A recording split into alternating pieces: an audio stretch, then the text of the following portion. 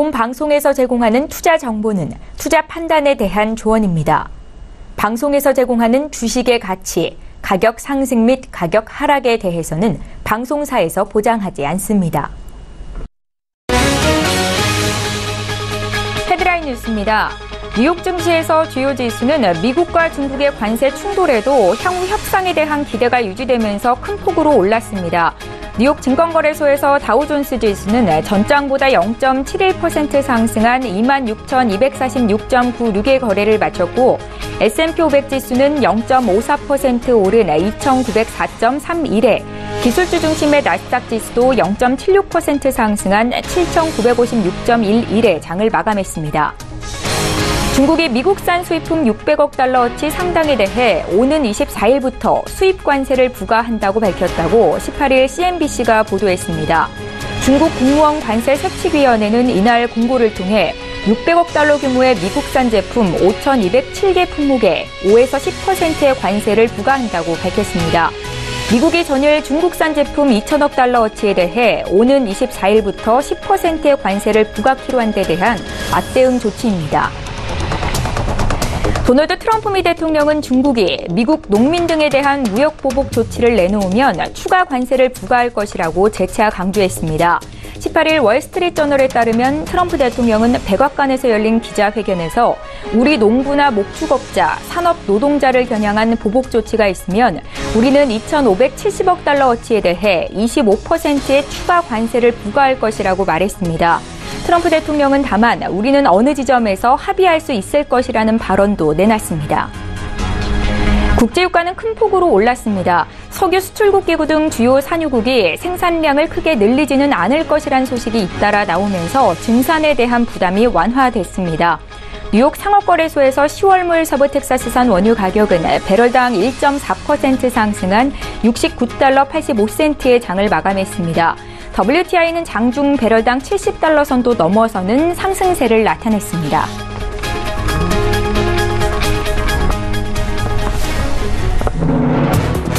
시청자 여러분 안녕하십니까? 출발 증시와이드 1부 시작합니다. 최은정입니다. 어제 국내 증시는 남북 정상회담을 앞두고 평양에서 양 정상이 대면을 했다라는 보도가 전해진 이후로 오름폭을 키우는 모습을 나타냈습니다. 코스닥 지수도 외국인 투자자들의 이 제약 바이오주 러브콜의 상승세를 보였는데요. 이런 가운데 우리 시간으로 오늘 새벽에 마감한 미국 뉴욕 증시도 상승세가 깊었습니다. 월가 전문가들은 미국과 중국이 서로를 겨냥해서 도입한 이 추가 무역 관세 세율이 최고 10% 정도에 그쳤다는 점을 긍정적으로 평가했는데요. 특히 미국이 주요 IT 제품을 관세 부과 대상에서 제외하면서 오늘 기술주가 강했고 또 국제유가 급등의 에너지주도 강세를 나타냈습니다. 자, 오늘도 출중 일부 시간 증시에 영향을 미칠 주요 이슈 분석 도와드리도록 하겠습니다. 네, 오늘 신승용의 시그널 라우 시간에는요. 트럼프 미 대통령이 중국산 제품에 대해서 추가 관세를 강행하면서 미중 간 무역 전쟁의 3라운드에 돌입했습니다. 투자 전략 어떻게 가져가면 좋을지 살펴볼 거고요. 또 최근 외국인 투자자들이 코스피 시장에서는 팔고 코스닥 시장에서는 매수세로 대응을 하고 있는데 어떤 종목을 사고 있는지 그 배경까지 함께 짚어보겠습니다. 자, 이어지는 라이브 이슈타임 시간에는요. 지난주까지 남북 정상회담을 앞두고 이 건설주나 비금속 광물 등 남북 경협주들의 강세가 나타났었는데 정작 어제 정상이 만났었죠. 어제장에서는 큰 움직임이 없었습니다. 향후 남북 경협주 어떻게 대응하면 좋을지 볼 거고요. 미국과 중국의 무역 분쟁이 장기화가 되면 중국과 경쟁하고 있는 한국 산업은 반사 이익이 있을 것이다라는 분석 기사가 있습니다. 어떤 쪽으로 반사 이익을 기대해 볼 수 있을지도 함께 듣는 시간 갖겠습니다. 오늘 9월 19일 수요일이고요. 출중 일부 시간 지금 본격적으로 시작합니다.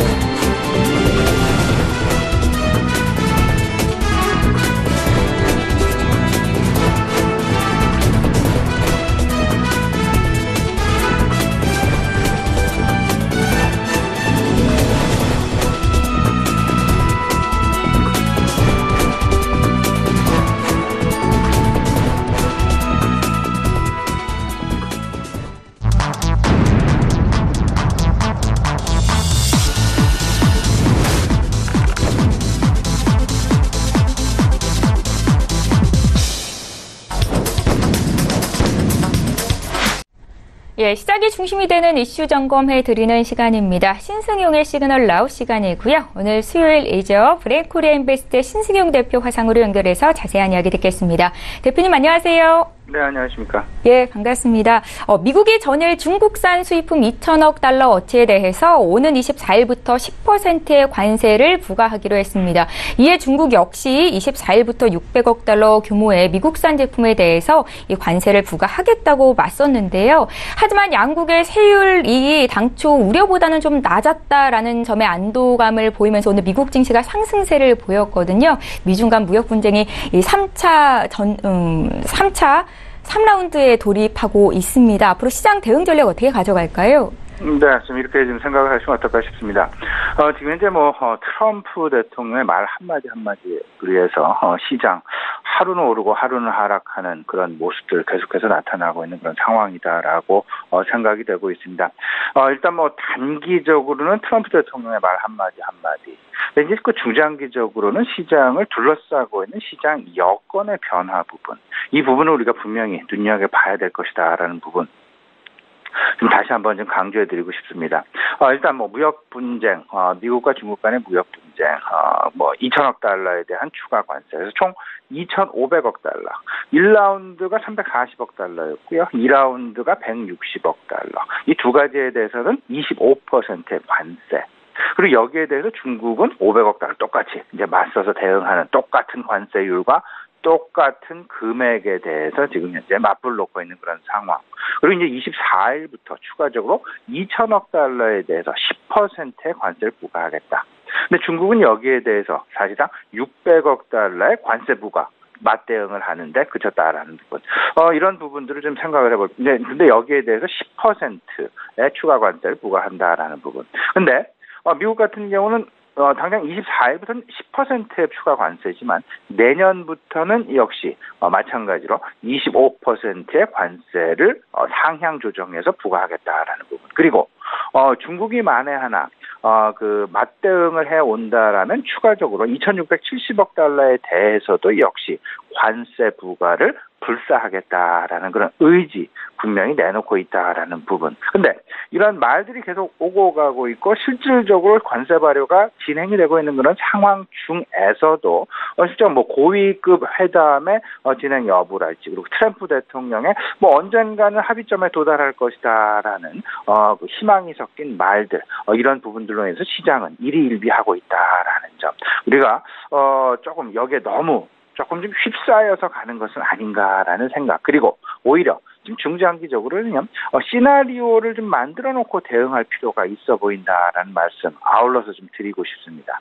일단 지금 시장 내 주요 이슈 생각을 해본다라면 미국과 중국 간의 무역 분쟁이 진행이 되고 있죠. 그리고 미국 시장에서는 역시 반도체 시황과 관련된 슈퍼사이클 논란이 끝난 부분은 분명히 아니다라는 점. 아마도 3분기 실적 시즌 그리고 4분기 실적 시즌까지 계속해서 시장 내에 어떤 그 갑론을박이 나올 수 있는 그런 상황에 들어가 있다라는 부분. 슈퍼사이클 논란 지속될 것이다라는 부분. 그리고 세 번째가 지금 이제 달러의 방향성에 영향을 주고 있는 요소 중에 매우 큰 부분이다라고 할 수 있을 것 같은데 최근 우리나라 원달러 환율도 크게 움직이는 그런 상황들 나타나고 있습니다. 물론 어제 시장 같은 경우는 장 중반에는 상당히 흔들리는 그런 모습이었다가 다시 한 2원 정도 하향 안정되는 그런 모습 나타나고 있는데요. 이제 추석 연휴가 지나가게 되면 바로 9월 FOMC가 개최가 되게 됩니다. 그러다 보면 금리 인상 기정사실화되어 있는 그런 상황들. 그렇기 때문에 일단 추석 연휴 기간 중 상당 부분 관망 양상 내지는 어떤 그 방향성, 달러화의 방향성이 나타날 가능성은 좀 희박하지 않겠냐라는 부분. 오히려 시장 9월 금리 인상에 대한 기정사실화, 더 나아가서는 12월 금리 인상 가능성이 있겠느냐 없겠느냐의 여부를 놓고 아마도 계속되는 흘러가는 어떤 그 시장 내 투자 심리를 흔들어 놓을 수 있는 매우 중요한 그 사안 중에 하나가 될 것이다라는 부분. 그리고 또 한 가지 있죠. 우리 시장 내에서 남북 정상회담 어제부터 시작이 됐습니다. 오늘도 그 어떤 그 수위를 높여가면서 비핵화를 비롯한 종전을 비롯한 전반적인 정치적인 이슈 플러스 남북 경협과 관련된 이슈들까지 아울러서 아마도 오늘 우리 시장 내에 계속되는 뉴스 플로우 모멘텀이 시장 내에 나타나지 않을까라는 생각이 좀 많이 들고요. 9.13 부동산 대책이 있었습니다. 지금 현재 나타나는 모양새는 집값이 좀 안정되어가는 모양새가 나타나고는 있긴 합니다만은 여전히 시장 내에서 이로 인한 은행권의 어떤 그 하락, 은행권의 주가 하락 부분, 그리고 건설업 쪽은 여전히 버팅기는 그런 모습들, 긍정적인 그런 모습들 나타나고 있습니다. 하지만 21일입니다. 내일 모레죠. 정부 추가 대책안 지금 발표 예정에 있다라는 부분, 이 부분은 상당 부분 공급과 관련된 어떤 그 이슈가 아마도 그 추가 대책 중에 주요 핵심 안으로 떠오르게 될 것이다라는 부분과 함께 공급 과연 어떤 방향으로 나타나게 될 것이냐. 지금 현재까지 9.13 대책 이후에는 은행 주식이 조금 흔들리는 모습이었는데요.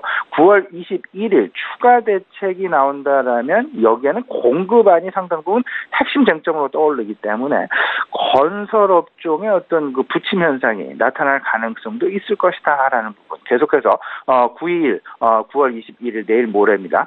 정부에서 발표될 추가 대책 부분들 분명히 생각해 놓으실 필요는 있어 보이지 않나 생각이 됩니다. 그리고 또 하나, 우리 잊어서는 안 될 부분이 3분기 어닝 시즌이 이제 다다음 주부터는 시작이 된다라는 부분 분명히 생각해 볼 필요는 있어 봅니다. 이제 정리를 좀 해본다라면 무역 분쟁이라는 이슈, 반도체 슈퍼사이클 이슈, FOMC 이슈, 남북 정상회담 이슈, 그다음에 부동산 대책 이슈, 3분기 어닝 시즌 이슈. 이 큰 흐름 속에서 과연 어떤 부분, 어떤 쪽으로 이제 나의 투자 전략, 나의 어떤 포트폴리오를 구성해 나갈 것이냐가 가장 중요한 쟁점으로 떠오르고 있는데요. 뭐니 해도 지금 이제 일희일비하는 가장 투자 심리를 크게 흔들어 놓는 이슈는 아무래도 미국과 중국 간 무역 분쟁, 최근에 불거진 그런 상황이 아닌가라는 생각이 좀 많이 듭니다. 일단 중국 600억 달러에 대한 보복 관세를 지금 예고를 해놓고 있는 그런 상황. 5,207개 미국산 품목에 대해서 뭐 LNG도 그렇고요, 타이어, 자동차 타이어, 냉동 어떤 그 딸기나 냉동 옥수수랄지, 냉동 농수산물 이런 부분들. 근데 왜 우리 시장님 이런 부분들 좀 의아해질 필요 있죠. 왜 중국은 보복 관세가 왜 600억 달러밖에 안 돼? 왜 2천억 달러가 아니야? 이렇게 생각을 좀 하실 필요도 있어 보이는데, 중국이 미국으로부터 수입하는 수입 금액이 연간 1,100억 달러 정도밖에 안 됩니다. 미국은 실질적으로 5,500억 달러 정도의 어떤 그 중국산 제품을 수입을 하고 있는데 반해서 중국은 약 한 1,100억 달러밖에 하고 있지 않기 때문에 실질적으로 중국이 보복 관세를 부과할 대상은 1,100억 달러에서 500억 달러, 1차, 2차 500억 달러를 빼면 600억 달러가 남은 거죠. 그래서 이제 600억 달러를 보복 관세로 하고 있다라는 부분 인식하실 필요는 있어 보이고, 다만 여기에 대해서 더 추가적으로 중국은 이제 과연 이제 미국 IT 업종의 어떤 푸시를 가할 수 있는, 프레셔를 가할 수 있는 IT 부품 수출 제한 조치 가능성도 시장에서 조심스럽게 전망이 되고 있다라는 부분까지 생각을 해본다라면, 일단 지금 현재 그 장기화 국면되고 있는 어떤 그 무역 분쟁 상황에서 과연 우리가 우리 업종들, 우리 기업들이 어떤 면에서 살아남을 수 있을까라는 부분 분명히 좀 생각을 해놔셔야 되지 않을까 말씀을 좀 드려보는데요. 지금 현재 가장 중요하고 가장 우려하고 있는 부분은 미국과 중국 간의 무역 분쟁이 점차 수위를 높여가고는 있지만, 그것보다도 더 지금 시장에서 두려워하고 있는 부분은 장기화에 대한 우려감이다라는 부분. 이미 지난 3월 달부터 시작이 된 무역 분쟁, 이미 5개월을 넘어서 진행이 되고 있다라는 부분. 그러면 점진적으로 이제 두 국가의 GDP 성장률에도 영향을 미칠 수밖에 없게 될 것이고, 이런 부분들이 결국 주변 국가들에 대해서도 상당히 악영향을 미칠 수밖에 없지 않겠느냐. 근데 트럼프 대통령의 어떤 그 명분은 명확합니다. 이런 부분을 피하려면 미국에 들어와서 미국의 공장을 짓고 미국에서 생산을 해야 된다라는 그의 논리, 이런 부분들로 인해서 조금 좀 단기적으로 이런 부분 생각을 해볼 필요가 있어 보이지 않나 말씀을 좀 드려보는데요. 첫 번째, 중국의 대체 공급처를 분명히 확보를 해야 될 것이다라는 장기화에 대비해서 각 기업들, 그리고 중국 내 공장들이 점진적으로 아시아권으로 이동이 되고 있다라는 부분. 베트남이 그 대표적인 국가가 아닐까라는 생각이 드는데요. 이런 전체적인 부분들, 그리고 미국 내 현지 생산 비중에 우리가 좀 관심을 가져야 될 텐데, 이런 부분들을 좀 생각을 해본다면 IT 부품들, 뭐 삼성전자도 마찬가지고 왜 중국에서 점차 베트남으로 이동을 해 나가고 있는지, 그들의 어떤 그 지역별 생산 포트폴리오에 우리가 좀 관심을 가질 필요가 이제 서서히 지금 다가오고 있다라는 부분. 3분기 실적 시즌이 시작되면요, 그들이 사업보고서를 발표하니까요, 과연 그들의 사업보고서 속에서, 분기보고서 속에서 아시아권 각 국가들 생산 비중, 중국 내 비중이 얼마가 되고, 미국 내 비중이 얼마가 되고, 베트남 비중이 얼마나 되고, 기타 동남아시아 국가에서의 생산 비중이 얼마나 되고 있는지, 이 부분 역시 우리가 하나의 또 체크포인트로 우리가 좀 활용을 해봐야 되지 않을까 하는 말씀을 좀 드려보고요. 아울러서 미국 현지 내에서 얼마 정도 생산을 하고 있는지, 특히나 이런 부분에 있어서는 현대자동차 같은 경우가 상당 부분 유리한 입장에 서 있는 것은 아닌가라는 생각을 좀 가져보게 됩니다. 현대자동차의 미국 내 현지 생산 비중 상당 부분 다른 기업들에 비해서 높죠. 우리나라 다른 기업들에 비해서 상당히 높게 포진이 되어 있는 것이 사실입니다. 기아차도 마찬가지가 되겠고요. 이러다 보면 부품주들도 그 옆에서 항상 같이 쫓아 들어가게 되는 그런 모습이 나타나게 되는데, 미국 내 현지 생산 비중이 높은 업종들 한번 한 가지 두 가지씩 살펴보시고 골라 놓으시는 것도 미국과 중국 간의 무역 분쟁 장기화에 따른 어떤 그 대비책으로 하나 좀 준비를 해놓을 필요가 있어 보이지 않나라는 부분 말씀을 좀 드리겠습니다. 예, 다음 이슈 보겠습니다. 외국인 투자자들의 매매 방향이 혼조 양상을 보이고 있습니다. 코스피 시장에서 최근 2개월 연속 순매수하던 외국인이 이달 들어서만 어제까지 약 2조 원의 순매도를 보이고 있는데요. 반면에 코스닥 시장에서는 이달 들어서만 5천억이 넘는 사자세가 나타나고 있습니다. 외국인 투자자들이 코스닥 시장에서 어떤 종목을 사고 있는 건지, 매수 배경은 어떤지 좀 봐주십시오. 예, 이렇게 좀 생각하십시오. 그 외국인 지금 코스피 시장에서는 좀 매도하고 있는 그런 상황. 코스닥 시장에서는 여전히 계속되는 순매수세 나타나고 있다. 9월 중에만 보더라도요, 코스피 시장에서는 외국인 2조 원가량 순매도를 보였고요. 코스닥 시장에서 한 5,100억 원가량의 순매수를 보였다는 거. 근데 그 중에서 IT, 삼성전자, SK하이닉스 등 IT 쪽에 상당 부분 매도가 집중되어 있다는 거. 무려 98%가 넘는 순매도가 집중되어 있다는 거. 외국인 이탈의 주요 배경. 첫 번째는 유동성이 가장 큰 시장, 큰 종목들이 결국은 SK하이닉스랄지 삼성전자기 때문이다라는 그런 생각이 가장 먼저 들고요. 두 번째는 반도체 슈퍼사이클 논란이 9월 초부터 지금 현재까지 계속 상당히 시장을 흔들고 있는 그런 이슈 중에 하나였다라는 부분. 그리고 미국 시장에서 파운 기업들에 대한 규제가 계속해서 강화되고 있는 그런 모습들 감지가 되면서 조금 좀 외국인들, 그리고 미국 현지에서도 그 고성장 기술주들에 대한 이탈이, 자금 이탈이 조금씩 나타나고 있다라는 부분들, 이런 부분들이 우리 시장에도 영향을 미친 것은 아닌가라는 생각을 좀 가져보게 됩니다. 또 한 가지 있죠.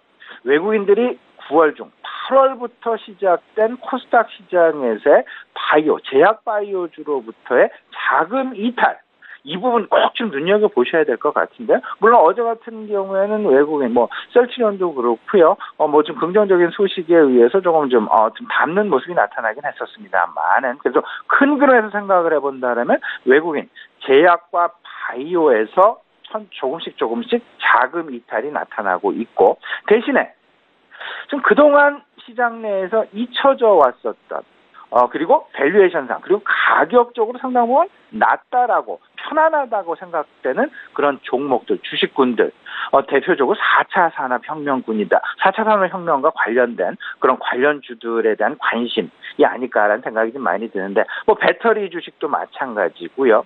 자율주행, 그리고 전자상거래, 게임 업종과 엔터테인먼트 업종, 소위 말하는 옥석 가리기가 명확하게 시장 내에 나타나면서 주가 차원에서도 상당 부분 낮은 편안한 그런 상황들, 그리고 밸류에이션 측면에서도 상당 부분 안정적인 그런 주식들로 이동이 되고 있다라는 부분 꼭 좀 생각을 해두실 필요 있어 보입니다. 특히나 자율주행 업종과 자율주행 테마군, 전기차 배터리 테마군 저평가 상황이 상당 부분 지속되어 왔었고 이런 부분들에 대한 성장성 시장 내에서 계속 탐지가 되고 있다라는 부분 생각을 분명히 해놓으시면 어떨까 싶습니다.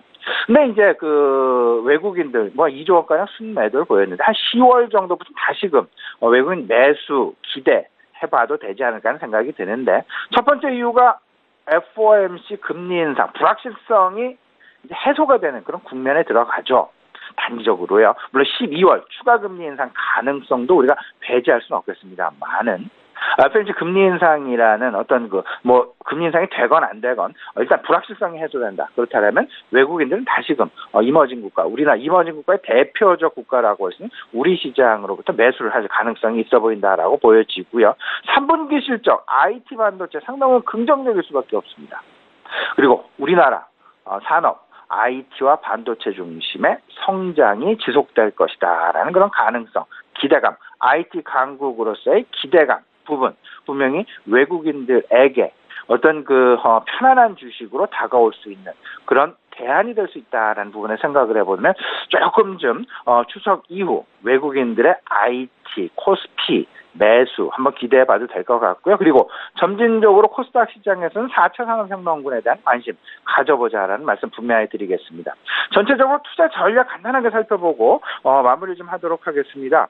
추석 이후를 이벤트를 대비한 그런 포트폴리오 지금 오늘 포함해서 3거래를 남겨놓고 있습니다. 오늘부터 서서히 시작을 해야 되겠다라는 부분. 추석 장기 휴장 대기해 놓고 있는 그런 상황. 근데 추석이 지나고 나면 미국과 중국 간의 무역 갈등이 바로 시작이 됩니다. 24일부터 2천억 달러에 대해서 추가 관세 10% 부과가 예정되어 있다라는 부분. 이에 따른 시장 내 흔들림 현상 분명히 나타날 가능성 대비해 놓으셔야 될 것 같고요. 9월 FOMC 금리 인상 대기해 놓고 있습니다. 25일과 26일 FOMC 회의 열리게 되죠. 이 부분도 생각을 해놓으시고요. 한반도 평화 관련된 남한과 북한과 미국 간의 뉴스 플로우 계속해서 추석 연휴 기간 중에도 흘러나올 가능성이 있을 수 있지 않겠느냐. 그리고 반도체 슈퍼사이클 논란은 지속되게 될 것이고요. 그러면 지금 현재의 상황 속에서는 아마도 모멘텀, 소위 말하는 변동성에 내가 조금 더 베팅을 해야 될 것이냐. 아니면 하방 경직성을 확보할 수 있는 그런 어떤 편안한 주식을 가져갈 수 있는 밸류에이션 관점에서 시장을 대비를 할 것이냐라는 부분. 가격 변동성이 큰 주식, 낙폭과대가 컸었던 주식에 대한 안정적인 부분. 아마도 좀 낙폭과대가 컸었던 하방 경직성을 확보하고 있는 밸류에이션 차원에서 가격 메리트가 있는 주식. 이런 종목군들에 대한 관심이 아마도 추석 장기 연휴 기간을 대비한 그런 대책 포트폴리오가 되지 않을까 생각이 되는데요. 이런 부분들 속에서 조금 좀 편안한 주식들, 장기적으로 소외되었던 종목군들 이런 부분들, 남북 경협주도 분명히 옥석 가리기 진행이 됩니다. 그리고 더 나아가서 이제 5G 확실하게 시장 내 플랫폼, 사물 인터넷이랄지 스마트 자동차와 비롯해서 전체적으로 플랫폼 그 중요성이 대두되고 있다라는 부분. 서버와 스마트 자동차와 관련된 관련 종목군들 분명히 자동차 메모리, 자동차 반도체 업종들까지 우리 시청자 여러분 한번 잠재적인 테마 관련주에 대해서도 가격 메리트 분명히 있으니까요. 좀 편안하게 포트폴리오 조금씩 담아두시면 추석 이후 긍정적인 결과 만들어내실 수 있지 않을까 생각이 됩니다. 예, 오늘장 투자 조언까지 자세히 들어봤고요. 지금까지 브레인코리아 인베스트의 신승용 대표와 함께했습니다. 잘 들었습니다.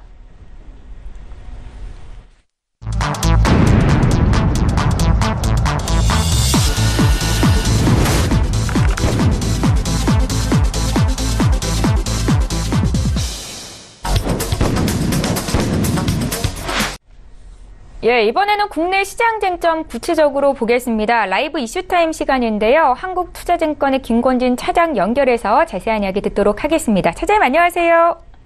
네, 안녕하십니까. 예, 반갑습니다. 첫 번째 이슈부터 좀 보겠습니다. 어제부터 평양에서 제3차 남북 정상회담이 진행이 되고 있습니다. 그간 정상회담을 앞두고 기대감의 남북 경제 협력주들은 강세를 나타냈었는데 정작 양 정상이 만났었던 어제장에서는 그간 흐름을 이어가지 못하는 움직임이 나왔거든요. 포트폴리오 내에 남북 경협주 담고 계신 투자자분들도 참 많으실 것 같은데 앞으로 투자 의견 어떻게 가져갈까요? 네, 그렇습니다. 우선은 조금 단기 어떻게 보면 뉴스에 좀 팔아라가 어떻게 보면 또 이번에도 실천이 됐었던 것 같습니다. 우리가 지난번에서도 어떻게 했습니까? 바로 북한과 미국이 만나는 그날이 남북 경협주의 고점이었다는 거 잘 여러분들 기억을 해주시면 좋을 것 같고요. 그러한 학습 효과가 좀 많이 이번에도 나타난 게 아닌가라는 얘기를 해드리도록 하겠습니다. 실제로 경협주들은 실제 어떤 게 숫자로 나와줘야 되는데 숫자는 아직은 안 나왔고 이제 그런 기대감만 그동안 계속해서 있었던 것이다. 예전에는 그랬습니다. 만난다고만 하더라도 주가가 지금은 급등락이 됐었습니다. 그렇지만 이제는 만나는 것은 우리가 뭐 2번이나 이미 봤고 이번이 3번째이기 때문에 그렇게 큰 영향을 주지 못하고요. 실제적으로 우리가 경제적으로 어떻게 협력이 시작이 되는 것은 뭡니까? 결국은 유엔 쪽에서 이제는 경제활동을 해도 돼. 제재를 풀어줘야 되는 이런 전제 조건이 어떻게 보면 전제 조건이 먼저 선행돼야 된다라는 거 여러분들 알고 있기 때문에 이미 학습이 되어 있다라고 생각을 해주시면 될 것 같습니다. 그리고 이미 답이 나와 있는 거니까요. 이미 답이 나와 있는 거니까라는 얘기를 해드릴 수가 있을 것 같고요. 경협주가 어떻게 보면 이제는 비핵화나 어떻게 보면 남북 경협이 얼마나 구체적으로 진전됐냐에 따라서 조금 얘기가 좀 달라질 것 같고요. 오늘 또 어떻게 보면 이제 정상들이 둘이 만나서 지금 이 얘기가 잘 되기만 하면 또 공동으로 어떻게 보면 기자회견을 한다라고 얘기가 나왔으니까요. 그 기자회견에서 어떤 이슈가 나올 건지 가장 중요해 보입니다. 어떻게 보면 지금 현재 우리가 남과 북이 지금 만나고 있는 중에서도 지금 현재 유엔 쪽에서는 대북에 대한 이런 그런 얘기가 계속해서 나오고 있기 때문에 조금 고민이 들고요. 이번에 뭐 문재인 대통령께서도 북한에 갔다가 바로 유엔 쪽으로 넘어가기 때문에 아마 거기서 트럼프 대통령과 또 한 번의談判이 있지 않을까라는 얘기를 해드리겠고요. 실제 이러한 얘기가 나오면 좋을 것 같습니다. 실제 주가에서는 북한과 미국의 대통령이 다시 한번 만난다. 이런 식의 이야기가 나오면 다시 한번 남북경협주는 올라간다. 그렇지만 그런 얘기가 안 나온다면 조금 소강 상태에 빠져들 수밖에 없는 이런 남북 경협주다라는 얘기를 해드리겠고요. 뭐 여전히 그런 것 같습니다. 밑으로 완전히 깨지지는 않을 겁니다. 어떻게 보면 살짝 하락 정도라고 생각을 해주시면 될 것 같고요. 그 다음번 어떻게 보면 우리는 기다려야 될 거, 보유하고 계신 분들이 지금 현재 기다려야 될 이슈는 바로 북한과 미국이 다시 한번 만난다라는 이런 이슈가 다시 한번 생기면 다시 한번 주가는 이번 고점을 좀 한번 다시 한번 뚫을 수 있는 모습이 다시 나타날 수 있을 것 같다라는 거. 어떻게 보면 뉴스프로를 계속해서 눈여겨보셔야 된다는 얘기를 드리겠습니다. 예, 남북 경협주를 들고 계신 분들은 지금 당장 매도할 필요는 없고 이슈에 따라서 주가 급등락이 있을 수 있다라는 점 참고하셨으면 좋겠습니다. 다음 이슈로 넘어가 보겠습니다.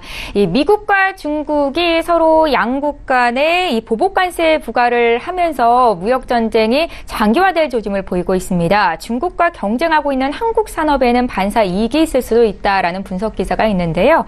어떤 섹터 쪽으로 좀 기대해 볼 수 있을까요, 소장님?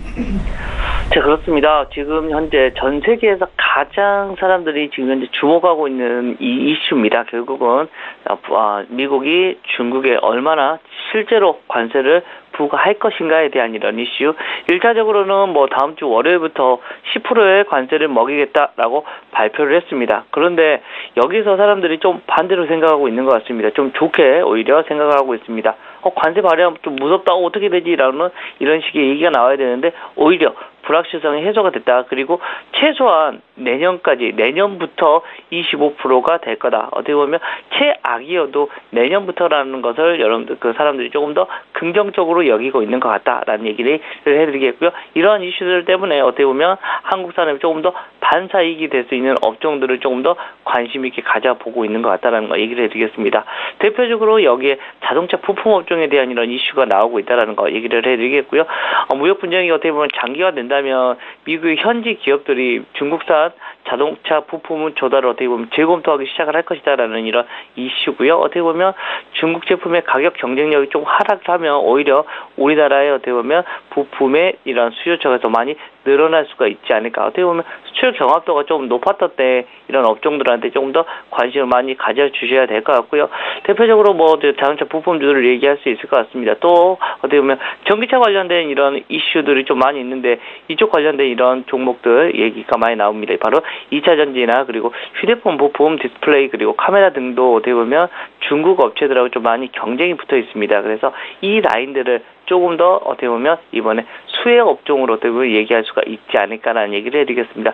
큰 틀에서는 어찌됐든 중국과 미국이 싸우면 우리나라한테는 안 좋을 수밖에 없습니다. 어떻게 보면 중관제에 대한 이런 소재를 우리가 많이 공급을 하기 때문에 어떻게 보면 우리가 공급을 하고 중국에서 그걸 만들어서 또 공급을 하고 이런 식의 이런 과정이 먹이사슬이 엮여져 있는데 이게 조금 깨지는 모습이었는데요. 실제적으로 중간재를 실제로 우리나라가 만드는 이런 업황에서는 오히려 이쪽 라인에는 좀 긍정적이지 않나라는 이런 것을 지금 현재 얘기하고 있다라는 얘기를 드리겠습니다. 예, 잘 알겠습니다. 이제 세 번째 이슈로 넘어가 보겠습니다. 제약 바이오주에 대한 투자 심리가 살아나고 있습니다. 앞서 저희가 글로벌 시간에도 외국인 투자자들이 최근에 국내장에서 제약 바이오 쪽 매수가 두드러지고 있다라는 소식 전해드린 바 있는데요. 주가를 짓눌렀던 회계 불확실성이 거치면서 종목별로 개별 호재가 이어지는 것도 또 제약 바이오주 상승을 이끌고 있습니다. KRX 헬스케어 지수가 7월 말 대비해서 26조 원이나 증가했다라는 소식도 있는데요. 앞으로도 더 기대해 볼 수 있을까요? 자, 우리나라에서 지금 현재 상장 그리고 성장을 하는 업종이 어디입니까? 바로 제약바이오 하나라고 생각을 하시면 됩니다. 주식이라는 것은 꿈을 찾아가는 이런 업황인데요. 가장 중요한 게 결국은 앞으로의 미래의 성장성이다라고 얘기를 해드리겠습니다. 실제 지금 현재 우리나라 산업부 섹터별로 보면 실제 성장하는 산업은 거의 지금 현재 눈을 싣고 찾아봐도 많이 없습니다. 그렇지만 제약 바이오는 아직까지 꿈을 안고 가고 있는 것이다라고 생각을 해주시면 됩니다. 실제 아직까지 숫자가 나오고 있지 않아서 더 많이 고민을 하는데 숫자가 하나씩 나오고 있다라는 것, 실제 기술 수출이 일어나고 있고 이제 아직까지 완제품까지는 나오지 않았는데 완제품까지 나와버리면 신약에 대한 이런 이슈들이 좀 더 많이 커질 수가 있다라는 거 얘기를 해드리겠고요. 또 우리가 고령화 사회가 된다는 건 누구나 다 알고 있습니다. 그렇게 되는데 위쪽으로 올라갈수록 실제로 받쳐주는 우리나라의 역학 구도로 상으로는 역피라미드 인구론이 나옵니다. 그렇게 되면 윗단을 가지고 버텨줘야 되는 이런 아랫단이 낮기 때문에 어쩔 수 없이 제약 바이오가 어떻게 보면 많이 성장을 해줘야 될 수밖에 없다라고 생각해 주셔야 될 것 같고요. 불확실성이 많이 가라앉았죠. 실제 회계감리를 어떤 식으로 갈 것인가에 대한 이런 이슈였는데 결국은 시장 친화적으로 어떻게 보면 금감원 쪽에서 자산으로 이슈 그리고 비용으로 이슈 이것을 우리가 정해줄게 우선은 혹시나 안 되면 우리가 권고한 정도로 마무리를 시키면서 좀 긍정적인 이슈가 훨씬 더 많아지고 있는 것 같다라고 생각을 해주시면 될 것 같고요. 또 이번 정부에서도 어떻게 보면 제약 바이오를 많이 밀어주고 있는 섹터다라고 여러분들이 알고 있으셔야 될 것 같습니다. 이렇게 되면 개별 호재도 계속해서 나타나고 있고요. 이러한 이슈들이 나타나면서 주가에 대한 이런 흐름은 조금씩 좀 더 좋아질 거고요. 앞으로도 마찬가지입니다. 우리 시청자분들도 제약 바이오는 꼭 가지고 가야 되는 섹터다라고 생각해 주셔야 될 것 같습니다. 실제 삼성 바이오로직스 같은 경우도 지금 어느새요 어떻게 보면 50만 원이 넘어섰습니다. 최소한 주가는 상공장에 돌아가는 이런 11월 달에 대한 이런 이슈들까지 나오면 충분히 60만 원대까지 다시 한번 상승을 해갈 수 있을 정도로 개별 이슈가 나타나고 있다라고 생각을 해주시면 될 것 같고요. 또 한미약품 같은 경우도 마찬가지입니다. 지금 현재 어떻게 보면 신약의 어떻게 보면 대장이라고 할 수 있는 한미약품 같은 경우도 항암 신약에 대한 이런 이슈가 계속해서 나오면서 주가에 대한 이런 이슈들은 계속해서 나타날 수가 있다. 지금 현재 분위기는 분명히 제약바이오가 지금 현재 코스닥을 이끌어가는 이런 업이다라고 판단해 주시면 될 것 같습니다. 예, 지금 사볼 만한 제약 바이오주가 있는지 여쭤보고 싶었는데 방금 말씀하신 삼성 바이오로직스나 한미약품 쪽을 탑픽으로 보시는 겁니까, 차장님? 네, 어떻게 보면 딱 섹터를 좀 나누어 드릴 수가 있을 것 같습니다. 실제적으로 어떻게 보면 바이오 시밀러는 계속해서 돼야 된다니까 어떻게 보면 삼성 바이오로직스가 맞고요.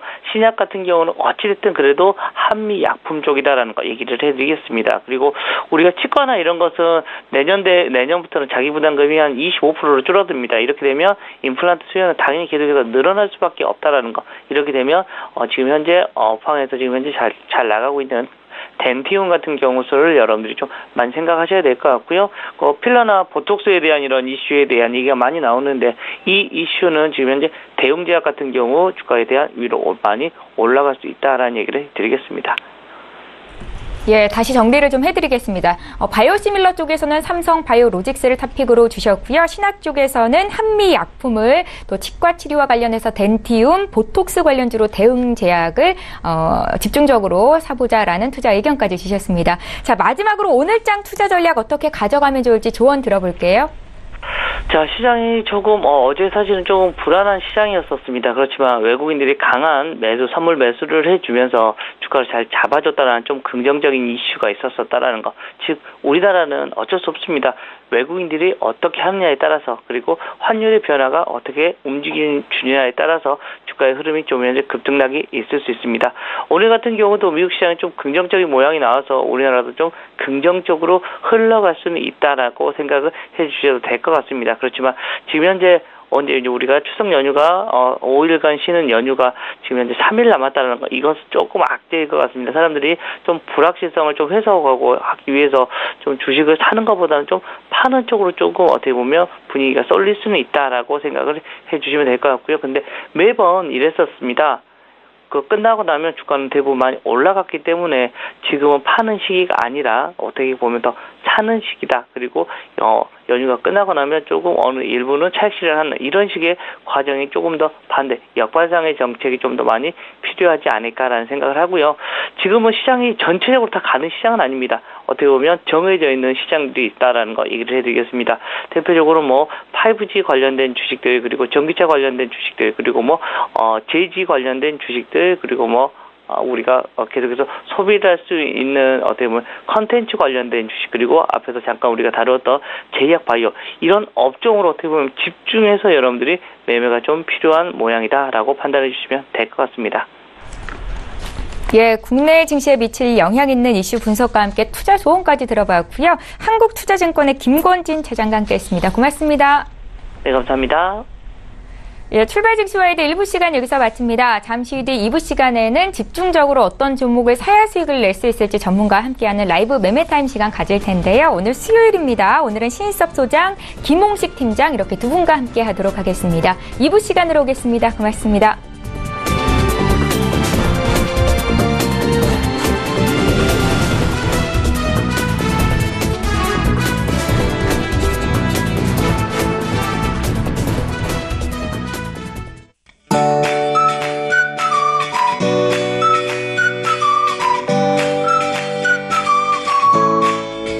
안녕하세요. K웨더 라이프스타일 예보 박유라입니다.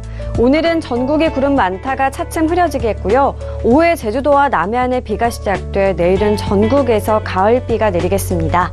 양은 제주도에 30에서 80, 많은 곳은 제주 산간으로 최고 120mm 이상이 되겠고요. 그 밖의 지역은 20에서 60mm로 예상됩니다. 비와 함께 바람도 강하게 불 것으로 보이니까요. 시설물 관리 및 안전사고에 각별히 유의하셔야겠습니다. 한편 비가 오면서 날은 점점 서늘해집니다. 오늘 서울의 낮 기온 25도로 선선하겠지만 내일은 22도까지 뚝 떨어지겠고요. 모레도 23도 선에 머물겠습니다. 좀 더 두터운 옷차림을 하시는 게 좋겠습니다. 대기질은 대체로 청정합니다. 다만 부산과 울산으로 초미세먼지 농도가 나쁨 수준까지 오르겠는데요. 이 지역은 호흡기 관리에 유의하셔야겠습니다. 오늘은 동해상에 위치한 고기압의 가장자리에 들다가 서쪽에서 다가오는 기압골의 영향을 점차 받겠습니다. 다음은 자세한 지역별 날씨입니다. 중부지방의 하늘 구름 많다가 점차 흐려지겠습니다. 낮 기온 서울과 대전 25도로 선선한 가을 날씨를 보이겠습니다. 동해안 대체로 구름 많겠고 밤부터 차츰 흐려지겠습니다. 한낮에 강릉과 속초 24도로 예상됩니다.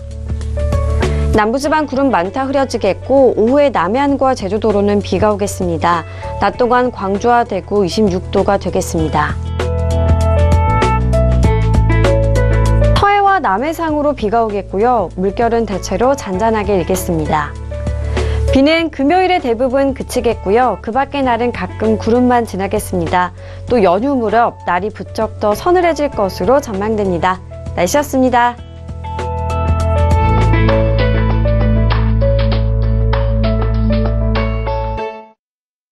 본 방송에서 제공하는 투자 정보는 투자 판단에 대한 조언입니다. 방송에서 제공하는 주식의 가치, 가격 상승 및 가격 하락에 대해서는 방송사에서 보장하지 않습니다.